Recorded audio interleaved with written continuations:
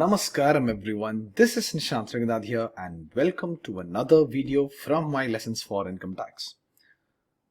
നമ്മൾ കഴിഞ്ഞ വീഡിയോയിൽ കണ്ടത് was the complete introduction, fundamentals, basics for chapter 6A, deductions under sections 80C to 80U. ഇവിടെ നമ്മൾ കാണാൻ പോകുന്നത് വെച്ച് കഴിഞ്ഞാൽ we'll be entering this particular part, the first part, അത് 80C to 80U നമ്മൾ എൻ്റർ ചെയ്യും. ആൻഡ് ഉറപ്പ് പറയുന്നില്ല ഈ ഒരൊറ്റ വീഡിയോ ഞാൻ 80C to 80GGC തീർക്കുന്നുള്ളത്. ഐ ട്രൈ മൈ ബെസ്റ്റ്, തീർക്കാൻ പറ്റുകയാണെങ്കിൽ തീർക്കും, ഇല്ലെങ്കിൽ I break it up into pieces. Now before I go forward any further, let me tell you, ഇതിൻ്റെ ഇൻട്രഡക്ഷൻ വീഡിയോ കണ്ടിട്ടില്ലെങ്കിൽ, ഡിഡക്ഷൻസിൻ്റെ ഇൻട്രഡക്ഷൻ വീഡിയോ കണ്ടില്ലെങ്കിൽ please go watch that and come. കാരണം അത് കാണാണ്ട് ഈ വീഡിയോയിലേക്ക് വരരുത്. I leave the link to that video in the description and also പറ്റുമെങ്കിൽ ഞാൻ സ്ക്രീനിൻ്റെ താഴെ എവിടെയിലേക്ക് ബോട്ടം സൈഡിലാണ് അതിലെടുത്തൊക്കെ ഇടാം. Okay, I'm not sure ഇപ്പോൾ ഞാൻ ഈ കൈ കാണിക്കാനോട് തന്നെ വരുമോ എന്നുള്ള, ചിലപ്പോൾ ഇവിടെ ആയിരിക്കും, ചിലപ്പോൾ ഇവിടെ ആയിരിക്കും പറഞ്ഞത്. കാരണം I'm not good at editing videos and everything.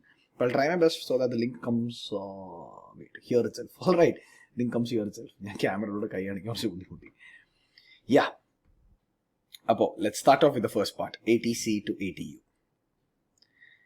80C to 80U deductions are in respect of certain payments, expenses, contributions, qualified expenses, etc. അതായത് ഇവിടെ കാണാൻ പോകുന്ന എല്ലാ ഐറ്റവും, അത് 80C തൊട്ട് GGC വരെയുള്ള എല്ലാ ഐറ്റവും will be items of expenses, items of payments, items of contributions. ചുരുക്കി പറഞ്ഞാൽ items of money outflow from the SSC.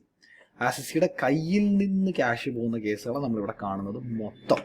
Okay, അപ്പോൾ C to GGC തന്നെ പറയുമ്പോൾ തന്നെ നിങ്ങൾക്ക് ഊഹിക്കാം ഇഷ്ടംപോലെ ഐറ്റംസ് അതിനകത്ത് ഉണ്ടാവും. അതെല്ലാം കൂടെ ഒറ്റയടിക്ക് പഠിക്കുന്നതിന് പകരം നമ്മൾ അതിനെ വീണ്ടും സബ് പാർട്സ് ആക്കി. ഇപ്പോൾ ഇതാണ് പാർട്ടാണല്ലോ C to GGC എന്ന് പറഞ്ഞത്. ഞാൻ C to GGC ഞാൻ മൾട്ടിപ്പിൾ പാർട്സ് ആക്കി. Part A, C to CCE, അതെന്താണ്? Lot of payments made for securing future financial stability. അതായത് ഒരു ഇന്ത്യൻ അല്ലെങ്കിൽ ഒരു വ്യക്തി, ഒരു ഹ്യൂമൻ ബീയിങ്, ആ വ്യക്തിയുടെ ഫ്യൂച്ചർ ഫിനാൻഷ്യൽ സ്റ്റെബിലിറ്റി ഉറപ്പുവരുത്താനായിട്ട് നടത്തുന്ന കുറേ payments. Also please to keep in mind, ഈ പാർട്ട് ABCD ഈ കാണുന്ന ഒന്നും ഇൻകം ടാക്സിന്റെ ക്ലാസിഫിക്കേഷൻ അല്ല, എൻ്റെ ക്ലാസിഫിക്കേഷനാണ്. പഠിക്കാൻ എളുപ്പത്തിന് വേണ്ടി, മനസ്സിലാക്കാൻ എളുപ്പത്തിന് വേണ്ടി ഞാൻ ചെയ്തിരിക്കുന്ന ക്ലാസിഫിക്കേഷൻസ് ആട്ടോ. അപ്പോൾ that is part A, that is securing future financial stability. Part B, 80D to DDB, payments for medical expenses, medical requirements. അത് ഹെൽത്ത് റിലേറ്റഡ് ആയിട്ട് മെഡിക്കൽ ഇൻഷുറൻസ്, ട്രീറ്റ്മെൻറ്റ്, ഹോസ്പിറ്റൽ ചെലവ്, അങ്ങനത്തെ കാര്യങ്ങൾക്ക് വരുന്നതാണ് D to DDB. Part C, അവിടെ 80E to EEB ആണ് വരുന്നത്. അത് മുഴുവൻ payments related to interest on capital borrowed. അതായത് നമ്മളൊരു കടം വാങ്ങുകയാണെങ്കിൽ അതിന് വരുന്ന പലിശയുടെ ബേസിസിൽ കിട്ടുന്ന ഡിഡക്ഷൻസ്.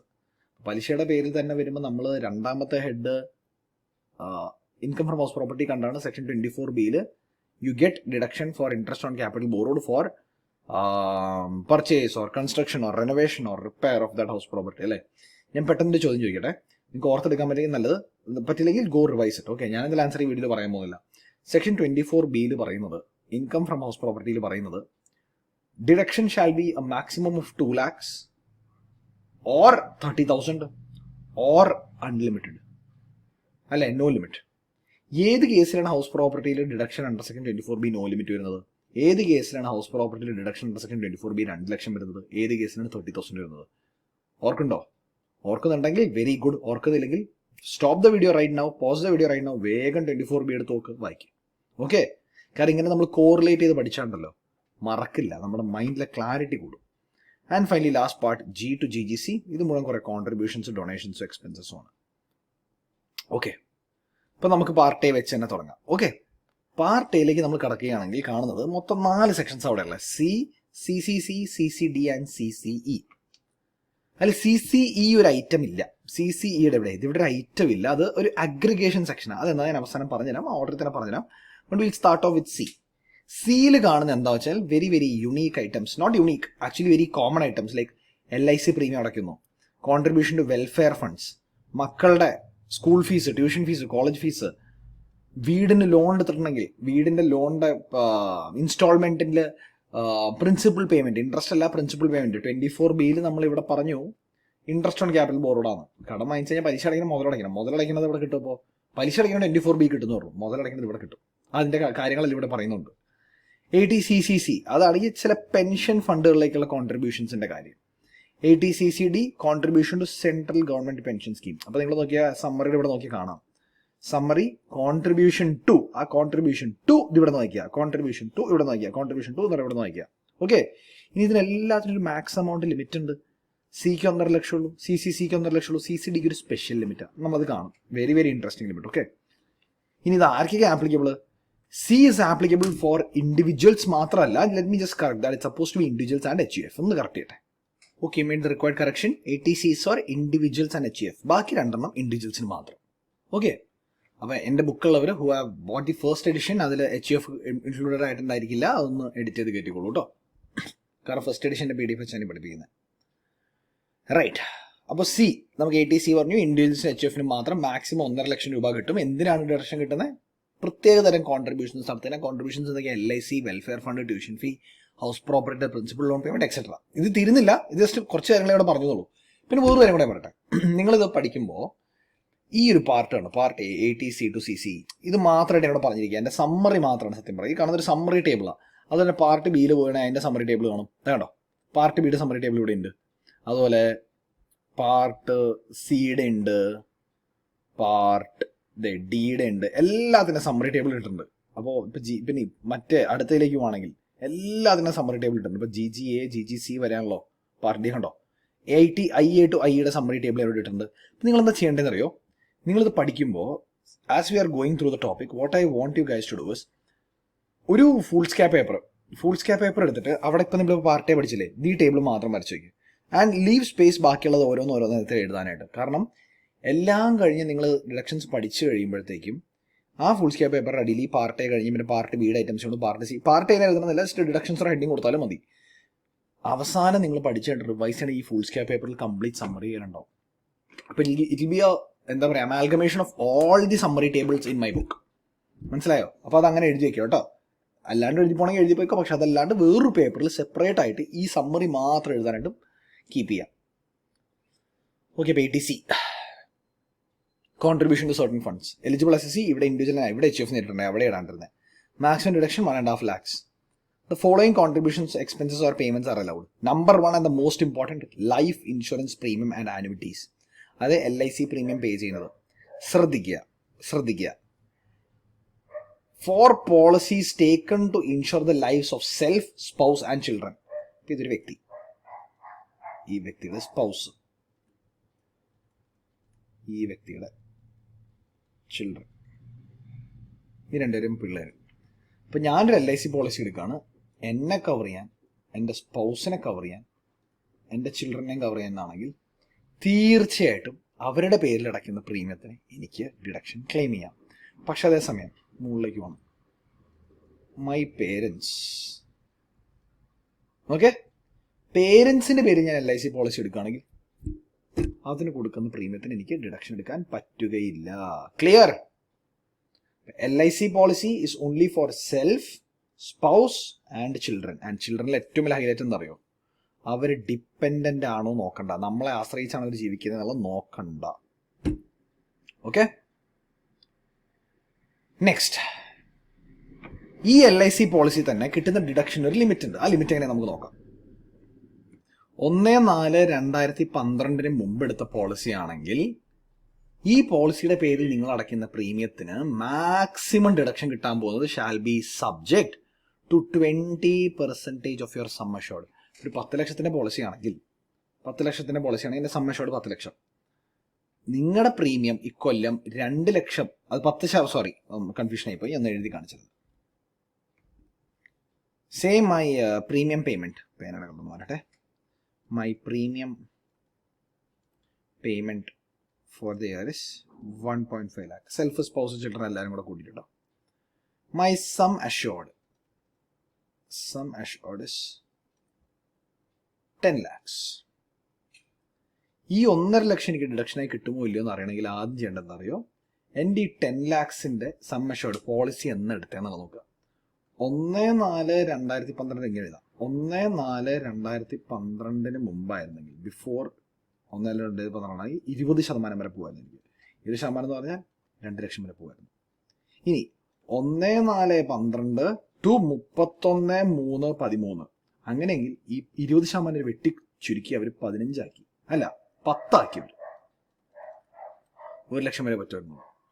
പിന്നെ 1, 4, 13 തൊട്ട് സാധാരണ ആൾക്കാർക്ക് അത് 10% തന്നെ മെയിൻറ്റെയിൻ ചെയ്തു, 1 ലക്ഷം തന്നെ മെയിൻറ്റെയിൻ ചെയ്തു. സ്പെഷ്യൽ ആൾക്കാർക്ക് അത് 15% ആക്കി കൊടുത്തു, 1.5 ലക്ഷം ആക്കി കൊടുത്തു. ഞാൻ ഈ 1.5 ലക്ഷം എനിക്ക് കിട്ടുമോ ഇല്ലയോ നോക്കണമെങ്കിൽ എൻ്റെ പോളിസി എന്നെടുത്തു അതിനനുസരിച്ചുള്ള സീലിംഗ് ലിമിറ്റായിട്ട് കമ്പയർ ചെയ്യണം. ഓക്കെ, അപ്പോൾ തിരിച്ചെൻ്റെ ഫയലിലേക്ക് വരികയാണെങ്കിൽ നിങ്ങൾക്ക് കാണാം 1/4/2012 മുമ്പാണെങ്കിൽ 20%, 12-13 വർഷമാണെങ്കിൽ 10% മാത്രം. ഈ 13 ശേഷം സാധാരണക്കാർക്ക് ഈ 10% തന്നെ കണ്ടിന്യൂ ചെയ്തു. പക്ഷേ person suffering from 80DD disability എന്നല്ല ശരി പറഞ്ഞത്, 80DDB ഡിസീസ് ഓർ എയിൽമെന്റ്, അങ്ങനെ ഇടാൻ നല്ലത്.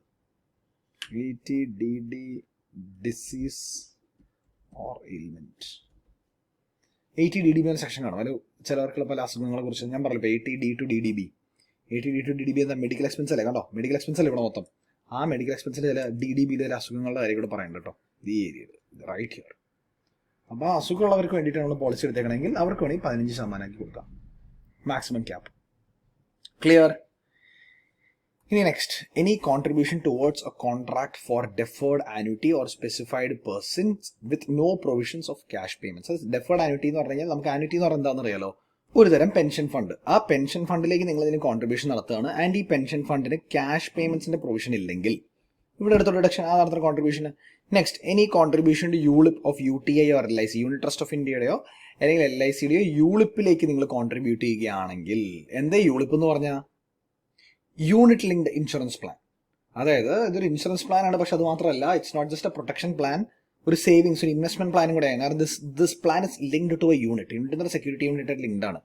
അത് UTIയുടെ അല്ലെങ്കിൽ LICയുടെ ആണെങ്കിൽ യെസ്, അതിലേക്ക് കൊടുക്കുന്ന പേയ്മെന്റ് ഞാൻ വർഷം അടയ്ക്കുന്നതിന് ഡിഡക്ഷൻ എടുക്കാം. Next, contribution to any notified annuity plan of LICയുടെ എന്തെങ്കിലും പെൻഷൻ പ്ലാൻ ഉണ്ടെങ്കിൽ അതിലേക്ക് എടുക്കാവുന്നത്. Now just keep in mind, ഇതിന്റെ പോയിന്റ് 80C-80C-ലും വരും കേട്ടോ. ഓക്കെ, അപ്പോൾ ഇത്രയും കാര്യങ്ങൾ മനസ്സിലായി വിശ്വസിക്കുന്നു. ആദ്യത്തെ കാറ്റഗറി വരുന്നത് life premium and life insurance premium and annuities. ഒന്നോർക്കുക, നിങ്ങൾക്കിപ്പോൾ ഞാൻ പഠിപ്പിച്ചിരുന്ന ടോപ്പിക്കിൽ വരുന്ന ടേംസിലേക്ക് യൂളിപ്പ്, UTI, LIC അതൊന്നും അറിയില്ലെങ്കിൽ നിർബന്ധമായും ഗൂഗിൾ ചെയ്ത് അതിൻ്റെ അർത്ഥം കണ്ടുപിടിക്കണം.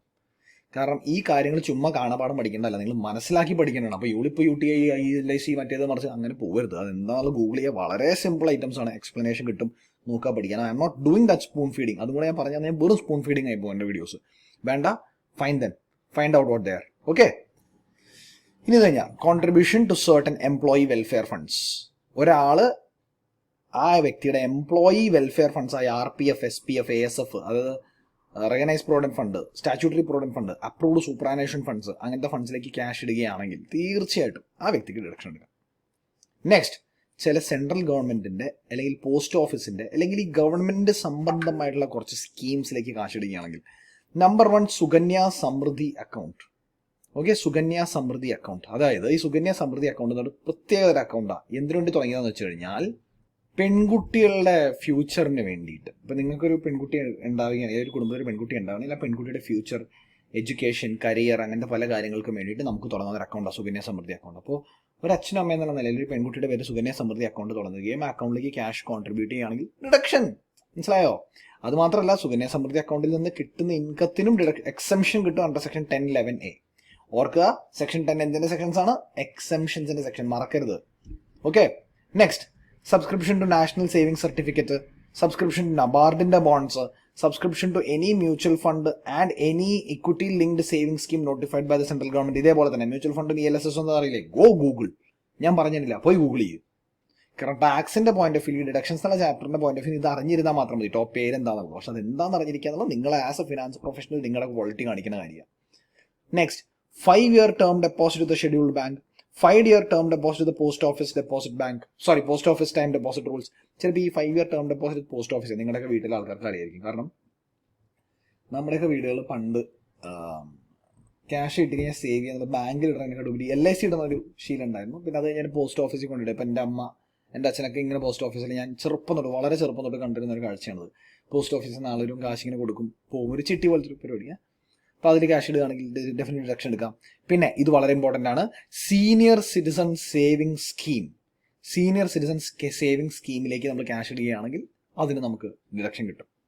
ഇവിടെ ഒരു പോയിന്റ് പറയണ്ട കണ്ടോ, any amount withdrawn before the expiry from the date of deposit shall be, expiry of 5 years from the date of deposit shall be taxable. Senior citizen സ്കീമിൽ 5 വർഷത്തിനുള്ളിൽ നമ്മൾ ആ ക്യാഷ് എടുത്തു കഴിഞ്ഞാൽ അത് കംപ്ലീറ്റ്ലി ടാക്സബിൾ ആവും. 5 വർഷം വരെ അത് വെക്കണം തൊടാണ്ട്. അപ്പം അങ്ങനെ ഇരിക്കുമ്പോഴാണ് വേറൊരു ഡൗട്ട് നിങ്ങൾക്ക് സത്യം പറഞ്ഞാൽ വരേണ്ടത്, ഇതിന് വേറെ ഏതെങ്കിലും ടൈം ലിമിറ്റേഷൻ ഉണ്ടോ. അത് ഈ പറഞ്ഞ യൂളിപ്പ്, നമ്മൾ യൂളിപ്പിന്റെ സാധനം കണ്ടല്ലോ, യൂളിപ്പ് എവിടെയോ കണ്ടല്ലോ നമ്മൾ, കഴിയോ ദി യൂളിപ്പ്. പിന്നെ നമ്മുടെ ഈ deposit senior citizen saving scheme, post ഓഫീസിന് ടേം ഡെപ്പോസിറ്റ്സ്, പിന്നെ ഇവിടെ വരുന്നതിൽ നമ്മുടെ LIC, ഈ പ്ലാനുകൾക്കൊക്കെ ഒരു മിനിമം ഹോൾഡിംഗ് പീരീഡ് ഉണ്ട്. അപ്പോൾ ഈ യൂളിപ്പ്, പിന്നെ 5 year post office deposit, senior citizen scheme ഇതൊക്കെ 5 വർഷമാണ് മിനിമം ഡെപ്പോസിറ്റ് പീരീഡ്. വേറെ ഈ LIC പ്രീമിയം അടയ്ക്കുന്ന പോളിസിക്ക് എന്തെൻ്റെ പേന ഗ്ലിച്ച് ചെയ്യണത് 2 years ആണ്. വേർഡിൽ എഴുതുമ്പോൾ പേനയ്ക്കൊരു സ്മൂത്ത്നെസ് ഇല്ല. ഇവിടെ കുഴപ്പമില്ല, വക്കിലേക്ക് പോകുമ്പോഴാണോ? ഇപ്പോൾ കുഴപ്പമില്ലല്ലോ. 2 years. ഓക്കെ, ഇനി അത് കഴിഞ്ഞാൽ നമുക്ക് കുറച്ച് മിസ്ലേനിയസ് കാര്യങ്ങളുള്ളത്. ഒന്ന് ഹൗസിംഗ് ലോൺ പ്രിൻസിപ്പൽ റീപേയ്മെന്റ്. അതായത് കടം എടുത്തിട്ടുണ്ടെങ്കിൽ കടത്തിൽ മുതൽ തിരിച്ചടയ്ക്കുന്നത്. മനസ്സിലായോ? മുതൽ തിരിച്ചടയ്ക്കുന്നതാണ്, പലിശയല്ല. ഒരു വീട് പണിയാൻ നമ്മൾ കടം എടുത്തിട്ടുണ്ടെങ്കിൽ അതിന്റെ പലിശ തിരിച്ചടയ്ക്കുന്നതിന് നമ്മൾ section 24B income from house പ്രോപ്പർട്ടിയിൽ കണ്ടു. ഇവിടെ പലിശയല്ല, മുതലിന്റെ കാര്യം കേട്ടോ പറയണേ. So housing loan principal repayment to an approved party where loan was borrowed for the purchase or construction of a residential house property and stamp duty plus registration expenses to be covered. അപ്പോൾ എനിക്ക് എൻ്റെ വീട് മേടിക്കാൻ 10 ലക്ഷം രൂപയായി, ഒരു കോടി രൂപയായി, stamp duty registration കൂടെ ഒരു 5 ലക്ഷം രൂപയായി. അപ്പോൾ 1 കോടി 5 ലക്ഷത്തിന് ലോൺ എടുത്താൽ 1 കോടി 5 ലക്ഷത്തിൻ്റെ പലിശ തിരിച്ചടക്കണമെങ്കിൽ 1 കോടി 5 ലക്ഷത്തിന് തന്നെ എനിക്ക് പലിശ അടക്കണേന്, പലിശയല്ല മുതലടക്കണേന് എനിക്ക് ഡിഡക്ഷൻ എടുക്കാം. Okay, next, subscription to deposits with public sector companies or authorities engaged in providing housing finance or planning development improvement of towns and villages. അതായത് ഒന്നില്ലെങ്കിൽ ഫോർ പബ്ലിക് സെക്ടർ കമ്പനീസ്, അല്ലെങ്കിൽ certain authorities like HUDCO is Housing and Urban Development Corporation of India, Corporation Limited, and അങ്ങനത്തെ എല്ലാ പാർട്ടീസിന്, അത് who are authorities engaged in providing housing finance അല്ലെങ്കിൽ planning development improvement of towns and villages, അങ്ങനത്തെ ആൾക്കാരുടെ ഏതെങ്കിലും പ്ലാൻസിലേക്ക് നമ്മൾ subscribe ചെയ്യുകയാണെങ്കിൽ, subscribe ചെയ്യുന്ന പറയുന്നത് നെറ്റ്ഫ്ലിക്സിന് സബ്സ്ക്രൈബ് ചെയ്യുന്ന പറയുന്നത് നമ്മൾ മാസം പേയ്മെന്റ് അടയ്ക്കണം അല്ലേ? അങ്ങനെ മാസം പേയ്മെന്റ് അടയ്ക്കാൻ തീർച്ചയായിട്ടും നമുക്ക് ഡിഡക്ഷൻ എടുക്കാം. അപ്പോൾ ഹൗസിംഗ് കഴിഞ്ഞു. അപ്പോൾ നമ്മളിപ്പോൾ എന്തൊക്കെയാണ് തീർത്തത്? ഹൗസിംഗ് തീർത്താൽ just highlight the main points in different colours. Different colour, ഒരു ബ്ലൂ കളർ എടുക്കാം നമുക്ക്. ബ്ലൂ ഹൗസിംഗിന്റെ എടുത്തു. അതിനു മുമ്പ് ഗവൺമെന്റിന്റെ കുറച്ച് central government post office schemes കണ്ടു, എംപ്ലോയിയുടെ വെൽഫെയർ സ്കീംസ് കണ്ടു, പിന്നെ LIC ആൻഡ് ആനുവിറ്റീസ് കണ്ടു. ഇനി വരുന്നൊരു മെയിൻ സാധനമാണ് tuition fees paid for full time education of any 2 children in India. ഇപ്പോൾ SSCയുടെ മക്കള് ഇന്ത്യയിൽ ഏതെങ്കിലും കോളേജിലോ സ്കൂളിലോ അല്ലെങ്കിൽ ഇൻസ്റ്റിറ്റ്യൂട്ടിലോ ഫുൾ ടൈം എഡ്യൂക്കേഷനിലിരിക്കുകയാണെങ്കിൽ, പാർട്ട് ടൈം അല്ല ഫുൾ ടൈം എഡ്യൂക്കേഷനിലിരിക്കുകയാണെങ്കിൽ അതിനടക്കേണ്ടി വരുന്ന ഫീസ് തീർച്ചയായിട്ടും നമുക്ക് ഡിഡക്ഷൻ എടുക്കാം. Okay, and finally next, other subscription to shares or debentures of any approved public company or public finance institution. ഈ approved public company എന്ന് ഉദ്ദേശിക്കുന്ന companies who are into new infrastructure development. Okay, അപ്പോൾ ഇവിടുത്തെ highlight എന്ന് പറയുന്നത് new infrastructure ഫെസിലിറ്റിയിൽ നിൽക്കുന്ന companies, അല്ലെങ്കിൽ it can be finance institution, mutual fund. ആ mutual fund is like utilizing their money that they get for development and maintenance of new infrastructure facility. ഇപ്പോൾ infrastructure development including power sector എല്ലാവരും വന്നാൽ ഇൻഫ്രാസ്ട്രക്ചറിൽ വരുന്ന കമ്പനീസിലേക്ക് നമ്മൾ subscribe ചെയ്യുക, ഷെയർസോ ഡിബെഞ്ചേഴ്സോ ആണെങ്കിൽ അതിന് പോലും നമുക്ക് ഡിഡക്ഷൻ കിട്ടും. സോ ടു സമ്മറൈസ് 80Cയിൽ നമ്മൾ കണ്ടത് I'll do a mind map, അതായിരിക്കും ബെറ്റർ. ഇവിടെ ഉണ്ടല്ലോ 80C, നമ്മൾ കണ്ടിന്യൂ ചെയ്ത മൈൻഡ് മാപ്പ് ഉണ്ട്. 80Cയിൽ കണ്ടത് various contributions, payments, expenses അല്ലേ. നമ്മൾ 4 categories ആണ് കണ്ടത്. Category number 1 was LIC and annuities അല്ലേ. രണ്ടാമത് was contribution to employee welfare funds, correct.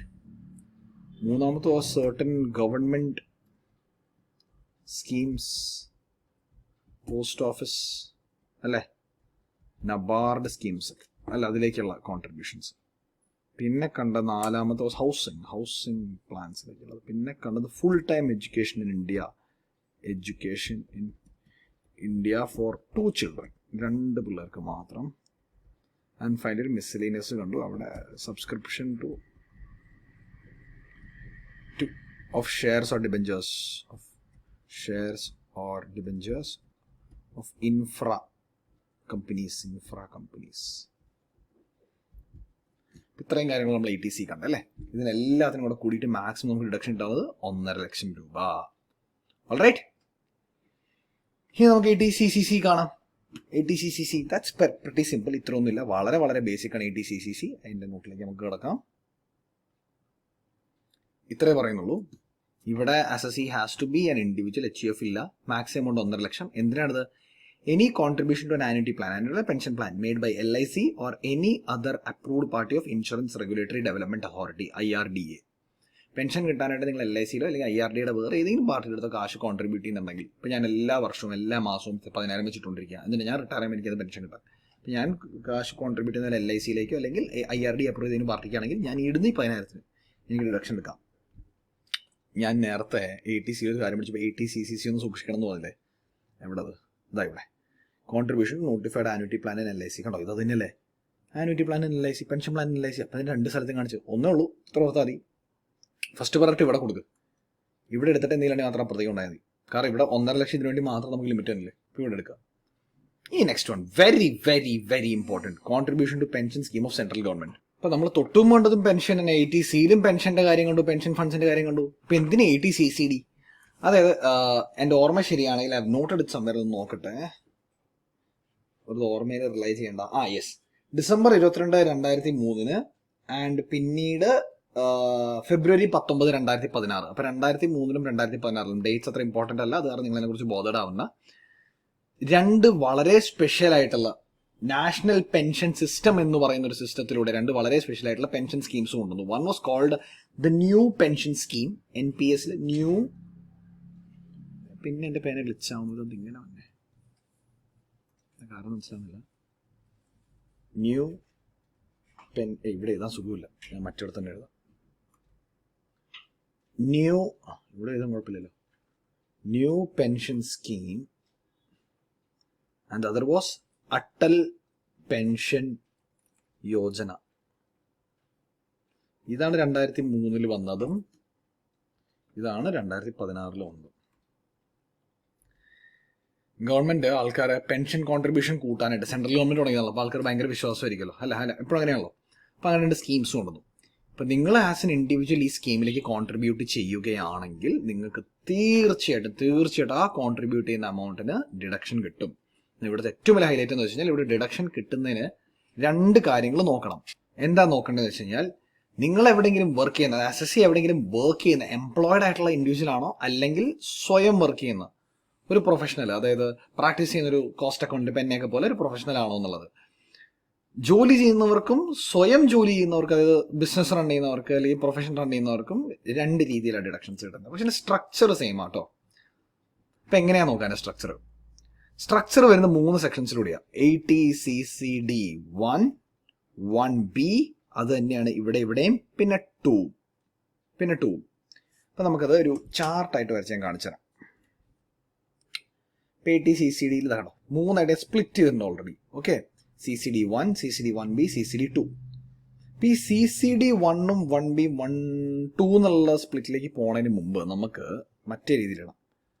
അതായത് employed individual, employed and self employed and others. Self employed ഉള്ള ആൾക്കാർ, എംപ്ലോയിഡ് ആൾക്കാർക്ക് എങ്ങനെയാണ് ഡിഡക്ഷൻ കിട്ടുകയെന്ന് വെച്ച് കഴിഞ്ഞാൽ, നമ്പർ വൺ അവരുടെ സ്വന്തം കോൺട്രിബ്യൂഷൻ, അവർക്ക് സ്വയം ആ പെൻഷൻ ഫണ്ടിലേക്ക് ക്യാഷ് ഇടാം, ആ ഇടുന്ന കോൺട്രിബ്യൂഷന് ഡിഡക്ഷൻ കിട്ടും. കൂടാതെ എംപ്ലോയേഴ്സ് കോൺട്രിബ്യൂഷനും കിട്ടും.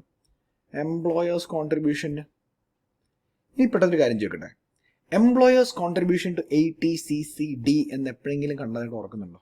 എംപ്ലോയേഴ്സ് കോൺട്രിബ്യൂഷൻ ടു 80C-CD എന്ന് എപ്പോഴെങ്കിലും കണ്ടതായിട്ട് ഓർക്കേണ്ടി വരുമ്പോൾ കണക്ഷൻ കിട്ടില്ലെങ്കിൽ എങ്ങനെ ചിന്തിക്കണം എന്ന് പറയാം. എംപ്ലോയർ കോൺട്രിബ്യൂഷൻ, അത് നിങ്ങൾ ഇതിന് മുമ്പ് പഠിച്ച ഏത് ചാപ്റ്ററിലാണ് എംപ്ലോയർ എന്നുള്ളൊരു സാധനം തന്നെ? റെസിഡൻഷ്യൽ സ്റ്റാറ്റസ് അഗ്രികൾച്ചറൽ ഇൻകം അല്ല. സാലറിയിൽ വരുമോ? തീർച്ചയായിട്ടും വരും. ഹൗസ് പ്രോപ്പർട്ടി വരുമോ? ഇല്ല. PGBP വരുമോ? ഇല്ല. ക്യാപിറ്റൽ ഗെയിൻസ് വരുമോ? ഇല്ല. IFOs വരുമോ? ഇല്ല. ഇപ്പം എംപ്ലോയർ കോൺട്രിബ്യൂഷൻ വരെ സാലറിയിൽ വരും. സാലറിയിൽ വരേണ്ട സാധനം ഇത്. സാലറിയിൽ എവിടെയാണ് തപ്പേണ്ടതെന്ന് അറിയണമെങ്കിൽ എൻ്റെ ബുക്കാണ് നിങ്ങൾ യൂസ് ചെയ്യുന്നതെങ്കിൽ എൻ്റെ ബുക്കിൽ ആ ഫോർമാറ്റിൽ പെർക്വിസിറ്റ്സ് കഴിഞ്ഞിട്ട് 3 മിസ്ലീനിയസ് ഐറ്റംസ് എഴുതിയിട്ടുണ്ട്, അവിടെ കിടക്കേണ്ടത്. അല്ലെങ്കിൽ സ്റ്റഡി മെറ്റീരിയൽ ആണെങ്കിൽ ഇൻകം ടാക്സിൻ്റെ നമ്മുടെ ഇൻസ്റ്റിറ്റ്യൂട്ട് സ്റ്റഡി മെറ്റീരിയൽ ആണെങ്കിൽ I would suggest to go to the format. ആ ഫോർമാറ്റ് ഓഫ് കമ്പ്യൂട്ടിംഗ് സാലറി അതിൻ്റെ അകത്ത് എവിടെയെങ്കിലും കാണും. ഓക്കെ, ഇനി ഞാനാണ് എനിക്ക് വേണ്ടി കോൺട്രിബ്യൂട്ട് ചെയ്യുന്നതെങ്കിൽ, അതിപ്പോൾ ഞാൻ എംപ്ലോയിഡ് പേഴ്സൺ അല്ല, ഞാൻ എൻ്റെ കേസാണ് പറഞ്ഞത്, എനിക്ക് കോൺട്രിബ്യൂട്ട് ചെയ്യാൻ എംപ്ലോയർ ഒന്നുമില്ലല്ലോ, ഞാൻ മാത്രമേ എനിക്ക് കോൺട്രിബ്യൂട്ട് ചെയ്യാനുള്ളൂ. അപ്പോൾ സെൽഫ് കോൺട്രിബ്യൂഷൻ്റെ കേസ് മാത്രമേ ഉള്ളൂ കേട്ടോ, സെൽഫ് കോൺട്രിബ്യൂഷൻ്റെ കേസ് മാത്രമേ ഉള്ളൂ. ഓക്കെ, സെൽഫ് കോൺട്രിബ്യൂഷൻ ആണെങ്കിൽ മാക്സിമം ലിമിറ്റ്, നിങ്ങൾ ജോലി ചെയ്യുന്ന ഒരു വ്യക്തിയാണെങ്കിൽ, എംപ്ലോയിഡ് ആയിട്ടുള്ള ഒരു വ്യക്തിയാണെങ്കിൽ, നിങ്ങളുടെ maximum limit for deduction will be 10% of salary. എത്രയാണ് നിങ്ങൾ കോൺട്രിബ്യൂട്ട് ചെയ്യുന്നത് നോക്കുക, അതിന് നിങ്ങളുടെ സാലറിയുടെ 10% കമ്പയർ ചെയ്യാം. That's it. സെൽഫ് കോൺട്രിബ്യൂഷൻ ആണെങ്കിലോ മാക്സിമം ലിമിറ്റ് ഇസ് 20%, 220 അല്ല, 20% of gross total income. Deduction ഇങ്ങനെ എടുക്കാം. അപ്പം എനിക്ക് വേണ്ടി, ഞാനൊരു ബിസിനസ് പ്രൊഫഷണലാണ്, ഞാൻ എനിക്ക് വേണ്ടി നാഷണൽ പെൻഷൻ സിസ്റ്റത്തിലേക്ക്, ന്യൂ പെൻഷൻ സിസ്റ്റത്തിലേക്ക്, അല്ലെങ്കിൽ നാഷണൽ പെൻഷൻ സിസ്റ്റത്തിലെ NPS അല്ലെങ്കിൽ APYയിലേക്ക് കാശ് കോൺട്രിബ്യൂട്ട് ചെയ്യുന്നുണ്ടെങ്കിൽ എൻ്റെ ടോട്ടൽ ഗ്രോസ് ടോട്ടൽ ഇൻകം എടുക്കുക, അതിന് 20% എടുക്കുക. എൻ്റെ ഗ്രോസ് ടോട്ടൽ ഇൻകം കഴിയുന്ന 20 ലക്ഷമാണ്. 20 ലക്ഷത്തിൻ്റെ 20% 4 ലക്ഷം. ഞാൻ കഴിഞ്ഞ വരെ കോൺട്രിബ്യൂട്ട് ചെയ്ത് 5.5 ലക്ഷമാണ്. 5.5 ലക്ഷം കിട്ടില്ല, 4 ലക്ഷം കിട്ടും. ഇനി എംപ്ലോയറുടെ കോൺട്രിബ്യൂഷൻ ആണെങ്കിൽ ആദ്യം ചെയ്യേണ്ടത് വെച്ചാൽ first include as perquisite, first include in salary,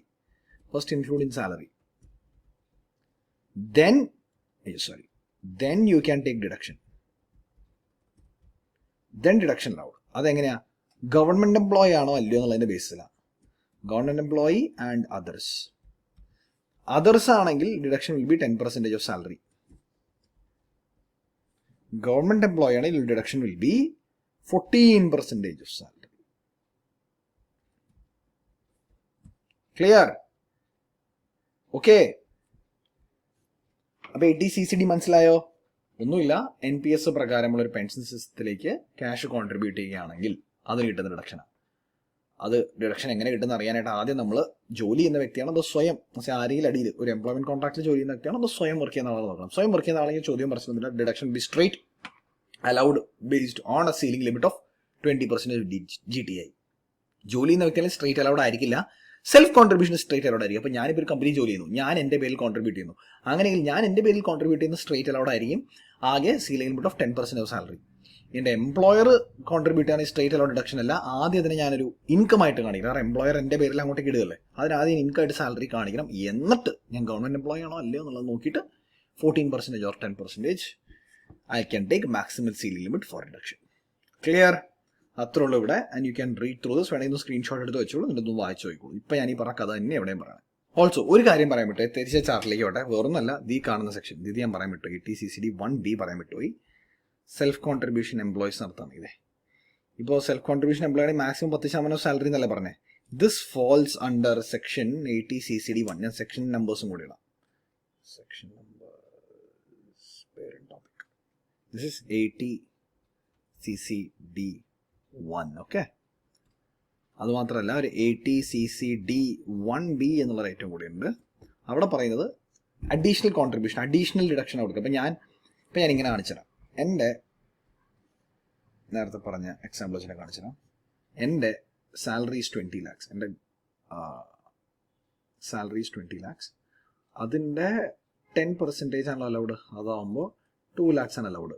അപ്പം ഞാൻ ആക്ച്വലി കോൺട്രിബ്യൂട്ട് ചെയ്തത് ഇറ്റ്സ് 2.3 lakhs. 2 lakhs അല്ലെങ്കിൽ ഡിഡക്ഷൻ എടുക്കാൻ പറ്റുള്ളൂ. ഇൻകം ടാക്സ് പറഞ്ഞു, അല്ലെങ്കിൽ നിയമം ലോ സേഡ് ഈ 2 lakhs മാത്രമല്ല, ഇത് 80CCD 1 പ്രകാരം ഞങ്ങൾ പുതിയൊരു സെക്ഷൻ കൂടെ കൊണ്ടുവരികയാണ്. That is 80CCD 1B. അത് പ്രകാരം ഒരു 50,000 കൂടെ എക്സ്ട്രാ വെച്ചോളൂ, 50,000 കൂടെ എക്സ്ട്രാ.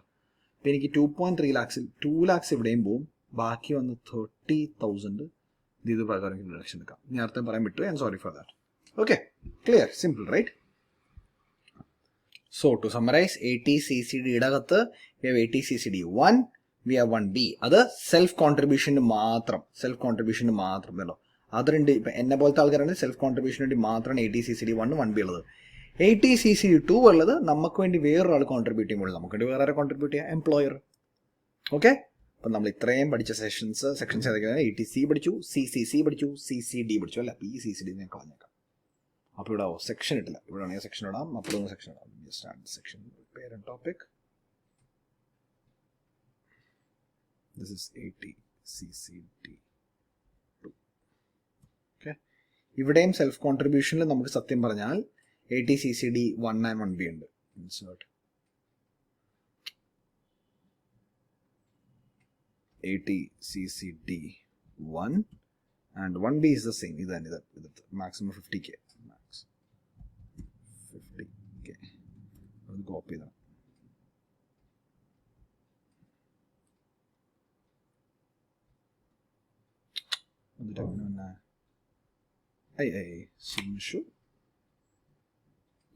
പിന്നെ 80C-CCC-CCD 1 1B and 2 പഠിച്ചു അല്ലേ. ഇനി നമുക്കുള്ള 80CCE 80CCE ഇത്രേ പറയുന്നുള്ളൂ. ഈ C plus CCC plus CCD ഇതിനെല്ലാത്തിനും മാക്സിമം ലിമിറ്റ് ഉണ്ടല്ലോ. 1.5 ലക്ഷം 1.5 ലക്ഷം. ഇതിവിടെയാണ് മാക്സിമം ലിമിറ്റ് 10%, 50,000, പിന്നെ ഇവിടെ 14%, 10%, 20%, 50,000, പല പല പല പല മാക്സിമം ലിമിറ്റ്സ് ഉണ്ട് അല്ലേ. CCE പറയുന്നത് എന്താ വെച്ച് കഴിഞ്ഞാൽ ഇതിൽ കണ്ട സി ഇവൻ C plus CCC plus CCD1 മാത്രം. C plus CCC plus CCD1 ഇത് മൂന്നും കൂടെ ചേർന്ന് 1.5 ലക്ഷം കവിയരുത്. കവിഞ്ഞാൽ ആ എക്സസ് പോയി കിട്ടില്ല. സോ 80C എന്ന് പറയുന്ന സെക്ഷന് അതിൻ്റെതായ രീതിയിൽ ഒരു 1.5 ലക്ഷം മാക്സിമം ലിമിറ്റ് ഉണ്ട്, എത്ര എടുക്കാൻ പാടുള്ളൂ എന്നുണ്ട്. 80C-CCക്കും കണ്ടു 1.5 ലക്ഷം എടുക്കാൻ പാടുള്ളൂ. CCD1 എംപ്ലോയീസിന് വരുന്നത് 10% സാലറി നമ്മൾ കണ്ടു അല്ലേ.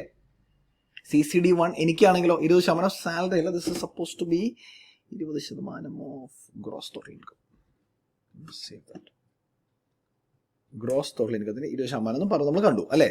ഇത് മാത്രമല്ല, ഇതൊന്നും പോരാണ്ട് ഇതിനെല്ലാത്തിനും കൂടെ ഒരു ഓവറോൾ ലിമിറ്റും കൂടെ ഇട്ടു. ഓവറോൾ ലിമിറ്റ് ഓഫ് 1.5 ഇതെല്ലാം കൂടെ കൂടിയിട്ട് 1.5 ലക്ഷം കിടക്കരുതെന്ന് മനസ്സിലായോ. പക്ഷെ അതേസമയം CCD1B അതെന്താ, ഞാൻ എൻ്റെ പേരിൽ അല്ലെങ്കിൽ ഒരു എംപ്ലോയി അവരുടെ പേരിൽ ഇടുന്ന കോൺട്രിബ്യൂഷൻ്റെ സെക്കൻഡ് ഹാഫ്, ആ ഹാഫിന് വേറെ ലിമിറ്റ് ഇല്ല. CCD2 എംപ്ലോയർ നമുക്ക് വേണ്ടി ഇടുന്ന ഈ ലിമിറ്റ് മാത്രമേ ഉള്ളൂ, 14-10% വേറെ ലിമിറ്റ് ഇല്ല. So CCE is an additional limit. Additional limit for what എൻ്റെ കഴുത്താൻ എടുക്കണം. CCC CCD1. ഓക്കെ, ക്ലിയർ ആയോ? അപ്പോൾ ആദ്യത്തെ പാർട്ടായ C to GGC നമ്മൾ C to GGC എന്ന് പറയുന്ന പാർട്ടിൽ C to CCE തീർത്തു. ഇതാണ് ഇതിലെ ഏറ്റവും വലിയ പാർട്ട് എന്ന് വേണമെങ്കിൽ പറയാം. ഇത് കഴിഞ്ഞുള്ളത് D to DDB. Sorry, window മാറിപ്പോയി. ഈ വീഡിയോയിൽ എനിക്ക് തോന്നുന്നു ഇത്രയും മതി. ഇന്ന് C to CCE മതി, കാരണം ഇതൊരു വലിയൊരു ഏരിയ. അടുത്ത വീഡിയോ കൊണ്ട് നമുക്ക് D to DDB, E to EEBയും G to GGCയും കൂടെ തീർക്കാം. ഇത് മൂന്നും കൂടെ ഒറ്റടി നമുക്ക് അടുത്ത വീഡിയോയിൽ തീർക്കാം. Okay, so yes, that's pretty much it for this video. നിങ്ങൾക്ക് എന്തെങ്കിലും ഡൗട്ട്സോ സജഷൻസോ അല്ലെങ്കിൽ എന്തെങ്കിലും ക്ലാരിഫിക്കേഷൻ വേണമെങ്കിൽ please do comment, please do write to me. My number is 8075589847. You can message me. I will be available on WhatsApp from morning 10 a.m. to evening 6 p.m. Always available. Sorry, not always. Available from 10 to 6 p.m. on all working days. Where എന്തെങ്കിലും ഉണ്ടെങ്കിൽ you can also email to me. My email ID is Nishanth NISHANTH teachers TEACHES@gmail.com. ഞാൻ ഈ details ഒക്കെ നമ്മുടെ ഡിസ്ക്രിപ്ഷനിലും കൊടുത്തേക്കാം. വേറെ വല്ലതും എനിക്ക് പറയാനുണ്ടോ? Yes, and as I always wind up, if you liked my video, please like, share and subscribe. Please do like, share and subscribe, കാരണം the more traffic that you bring in, that's what helps me to motivates me to do more for you guys. Okay, and also നിങ്ങൾക്ക് ആർക്കെങ്കിലും ഈ particular notes, അത് ഈ കാണുന്നത് എൻ്റെ ബുക്കാണ്. This book is available for sale. If you want this book you can write to me. I will give you complete details of it. അല്ലാതെ ഞാൻ ഉപയോഗിക്കുന്ന ഈ ചാർട്ടുകളൊക്കെ I'm giving it for free. ഈ ചാർട്ടുകളൊക്കെ I'm making it available for free. അതിൻ്റെ ലിങ്കും കൂടെ ഞാൻ നമ്മുടെ വീഡിയോ ഡിസ്ക്രിപ്ഷനിൽ ഇട്ടേക്കാം. Okay, so that's it. This is Nishanth Reghunath signing off from yet another video of KYDU. Tata, take care and goodbye.